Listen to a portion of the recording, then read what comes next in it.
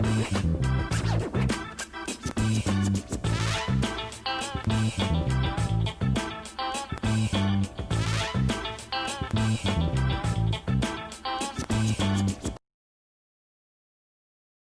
Luncheon Learners. Today, we're going to conclude our series on mistake literacy, a mindset that builds students' capacity and capability to recognize, react to, and repair their mistakes. In today's installment, we're going to focus on what learners can do to support the growth of their own mistake literate mindset. To do so, we're going to look at those variables that can be carried out from the learner's point of view to optimize their own success. When speaking with an advisee over Discord the other day, he shared that there are many things he likes about distance learning. However, he also commented that he's grown frustrated with what we know as the delay in the feedback loop. For this student's entire schooling experience, his mistakes were easily and quickly rectified by simply raising his hand. Seemingly overnight, he now has to wait for as long as 24 hours to receive a response to even the simplest question. As our conversation progressed, we began to speak about the fact that in a distance learning model, students will have to be increasingly self-reliant. Even more specifically, we spoke about how students need to shift their mindset to begin to see learning as something they're doing for themselves rather than for the teacher. It's inarguable that this is a massive mindset shift, but there are research-based strategies that can help students take greater ownership for their learning and in turn, greater ownership for their mistakes. The first of these strategies revolves around self-regulation, an umbrella term consisting of time management, effort management, and metacognition. Self-regulation speaks to the capability of people to make choices and act on those choices. It hinges on processes such as thinking, taking action, behaving, and engaging in purposeful activities. In this case, purposeful is truly the operative word. Without purpose, self-regulation could be easily conflated with compliance, which is not terribly useful when trying to guide students to take ownership for their own learning. As such, we're going to examine self-regulation as a means of cultivating students' ability to act autonomously and act independently. Within a distance learning model, the burden of regulating learning is carried by the student rather than the teacher. Learners must take increased responsibility for engagement, study, learning, and reflection. And when learners take on these additional burdens, self-regulation can help learners to handle them. When learners can self-regulate, when they can manage thoughts, behaviors, and emotions, they are better able to initiate and sustain focus on difficult tasks. Thus, self-regulation helps to build the dispositional skills for learners to know what to do when they do not know how to do it, without buckling under the weight of these additional responsibilities. One facet of this is time management. Since learning from home is mainly self-paced, students must be able to manage their own time. They must be able to set and abide by self-imposed deadlines. This is what makes time management such an integral part of the self-regulation process. Time management helps students to pursue their academic studies productively without relying on external influences. Since students are learning asynchronously, an individual's awareness of time becomes increasingly important.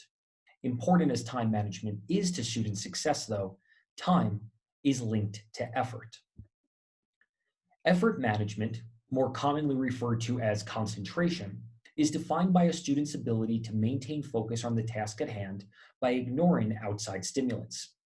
The research shows that effort management is a strong predictor of academic achievement. Within the context of students growing a mistake-literate mindset, the importance of effort management lies in the fact that it promotes a student's ability to deal with failure and build resiliency to setbacks. At the same time, concentration does not exist in a vacuum. In many respects, it is dependent on a student's ability to avoid distractions. This is what John Hattie refers to as self-consequences, one's ability to work in a way that puts off pleasurable events until the work is finished. Think of it this way. If a student gets up and walks around their workspace every time they encounter a mistake, they're conditioning themselves to avoid rather than embrace the learning in front of them. Of course, all the concentration in the world is futile if one knows what they're working on, but not how they are working on it. Metacognition pertains to one's knowledge of self and task. By possessing the skill to think about their thinking, students are better able to monitor their own comprehension, realize when they do not understand something, and use a variety of fix-up strategies. Additional research has shown that there is a strong relationship between the use of metacognitive strategies and learning outcomes. In other words, metacognition is what allows learners to sort out how to go about reconciling their own mental model with the model they're aspiring towards. Metacognition is what allows students to align their individual needs to the demands of the task at hand. In all, self-regulation allows students to manage their time, their focus, and themselves. These skills lay the foundation for student success when working from home, as they help to put students in a position to take ownership over their learning. At the same time, this investment in self-regulation requires a like investment in the learning itself. This is where deliberate practice comes in. Like Malcolm Gladwell's well-known 10,000-hour rule, deliberate practice is about more than time spent.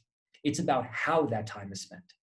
Deliberate practice suggests that student learning is not just the result of a substantial investment of time, energy, and personal effort, but the result of engaged time, focused energy, and deliberate effort.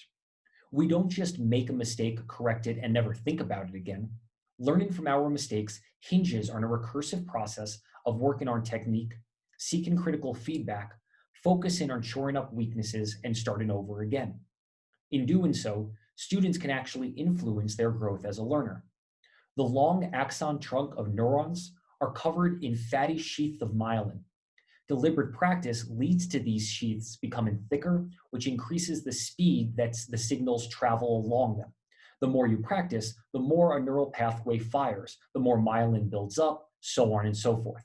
The upshot is that working hard and working smart makes your brain faster. In this way, deliberate practice does more than just reinforce learning. It actually helps to produce better learners. Novel times call for novel measures. And with students stuck at home, it only makes sense that we teach them how to rely more on themselves and less on their teachers. Thank you for watching and for learning about mistake literacy. If you'd like to learn more about mistake literacy, keep an eye out for future posts on the Core Collaborative's blog, The Core Communique. Additionally, if you'd like to reflect on today's learning, please follow the link embedded here. And as always, please think to follow the Core Collaborative across social media platforms. Thank you.